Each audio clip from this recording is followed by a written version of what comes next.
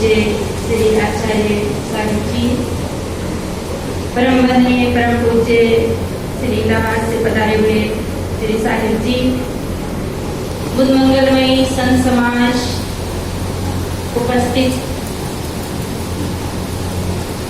श्रोता समाज, मेरे लिए भी आदेश किया पालन करते हुए कुछ निवेदन।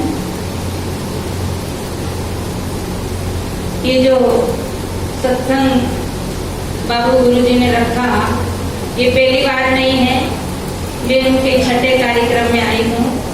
पहले भी उन्होंने बड़े बड़े कार्यक्रम का और अब ये बड़े संतों का कार्यक्रम है। साहिब की एक साखी है, समझाए समझे नहीं, समझाए समझे नहीं, पर हाथ आप बिकाए, मैं खींचत हूँ आपको, चला सजमपुरी जाए। अभी यहाँ देख रही बहुत लोग सो रहे हैं, सबको नींद आ रही है। एक बात बता दूं, कहते हैं कि संत बजे तो साधु जागे, संत बजे तो साधु जागे, तो बड़ी सभा में जो सोए तो जंगल को भूत, तो कोई सोना नहीं है।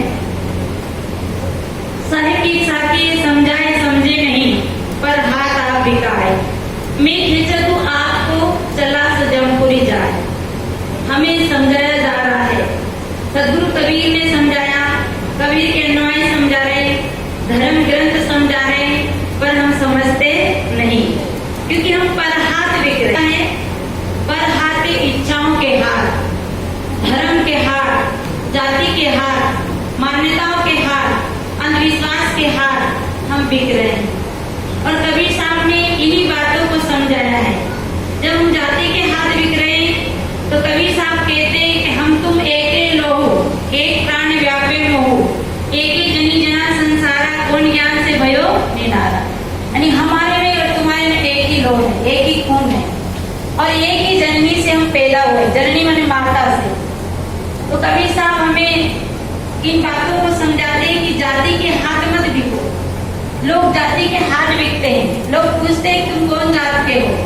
मनुष्य को मनुष्य नहीं दिखता।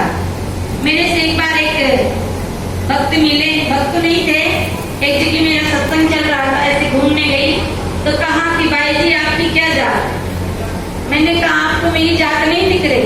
बोले नहीं, आपकी जात बताइए।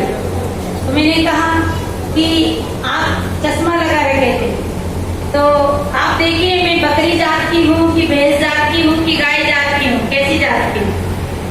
फिर समझे नहीं, तो कहा कि वो समझा कि मैं नहीं समझी होगी।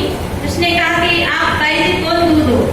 मैंने कहा मैं कौन दूध हूँ ये आप नहीं दिखता है। अरे आपको दूध ही चाहिए तो डेयरी पे जाइए, वहाँ दूध मिलेगा। गाय का चाहिए कि भैंस का चाहिए कि बकरी का चाहिए, तो मनुष्य जात पूछता है। कबीर साहब कहते हैं कि पैर जन्म ब्राह्मण होना मेरी क्या पैर है, वो जन्म की सुधरी पल से तुम पाड़े क्यों खाए, सुनत कराए तुरफ जो होना मेरी को क्या कहिए, अर्ध शरीर नारी बकानी ताते हिंदू रही। तो देखिए कबीर साहब ने इन मान्यताओं को हटाया। हम पर मान्यताओं के बिक गए, धर्म के नाम बिक गए, जाति के नाम बिक गए। साहेब हमें एकता की ओर खींच रहे हैं, एकता में जोड़ना चाहते, पर हम जुड़ते नहीं। तो हम अंधविश्वासों में बिक गए और हम समझाते साहेब का जीवन बीत गया, पर हम समझने को तैयार नहीं। हम तो उस लोमड़ी के बच्चे की तरह है। मुझे एक कहानी आ गई। लोमड़ी के दो बच्चे थे। लोमड़ी अपने बच्चे को कहा करती थी कि बेटा झील में चरने नहीं जाना, झील में शेर रहता है और वो अन्य जानवरों को खा जाता है। तो लोमड़ी के दो बच्चे थे। देखो बच्चे बोलते होंगे कि नहीं बोलते होंगे, पर उदाहरण है। तो कहा कि तू बेटा झील में चरने नहीं जाना। दोनों बच्चों को समझाया। तो दोनों बच्चों में से दोनों बच्चे जब चरने झील में जाने लगे, तो एक बड़ा बेटा थोड़ा अहंकारी था। कबीर साहब कहते नहीं, बड़े गए बड़ापन रोम रोम अहंकार, सदगुरु के परिचय बिना चारों वर्ण जमार। जब तक हमें सत्य का परिचय नहीं होगा, ये चाम का ही परिचय होगा, तब तक हम चमारी है। और जब हमें एक तत्व का परिचय हो जाएगा, वो है आत्म तत्व, वो है चेतन तत्व। तो जब हमें एक तत्व का परिचय हो जाएगा, तो हम